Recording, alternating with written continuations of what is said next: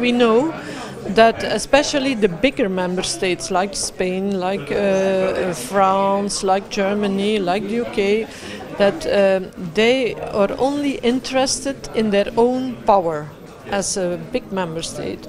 So they don't care about democracy, about peoples, about the willing of the peoples. The UK government doesn't like the idea either that Scotland would one day be an independent member of the European Union, but the UK government has had to accept the will of people as expressed in our recent election, building on our victory in 2007, our now outright majority for the SNP in 2011, which demonstrates that people in Scotland are open to the idea of having a referendum, and that is the very important thing. The difference between Belgium, for example, and here Catalonia is that in Belgium we have only two main partners, that's Flanders and Wallonia, and then a German minority.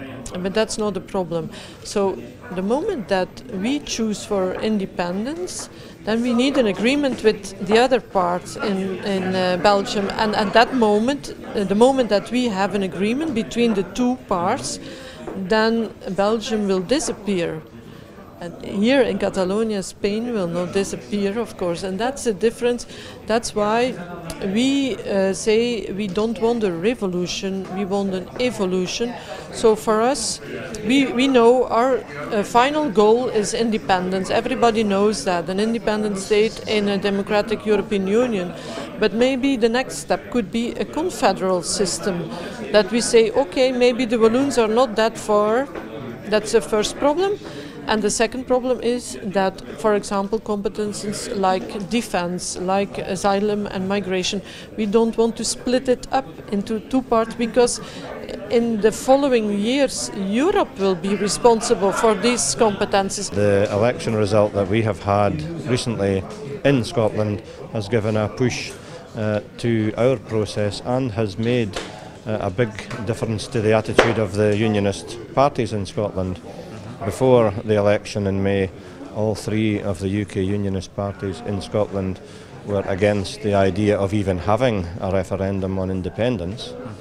We had the election, the SNP won the election. Now all parties in Scotland are in favour of having a referendum on independence. It's the first time also written in the Treaty of Lisbon that the internal institutional organization of a state, that is that's the internal, that's of course the interest of the state itself. So Europe will not merge into these discussions, and they say, they tell us that they say the moment that we find an agreement in our member state, they will accept it. It's an issue of democracy. So if the people in Catalonia, in Flanders, decide that they want to be independent, of course they have to discuss it within their member state first, and then Europe has to accept that. We cannot accept that Europe should interfere in these discussions and should say, oh no, we will not accept that. Some parties, they try to say that Europe will never accept that, but that's not the case. Yeah, well, it will be quite interesting for all of our parties in the European Free Alliance to see, who goes first and sets the precedent for what will happen. But our very clear understanding and expectation is that the European Union, as a collective of supposedly democratic states, will accept the result.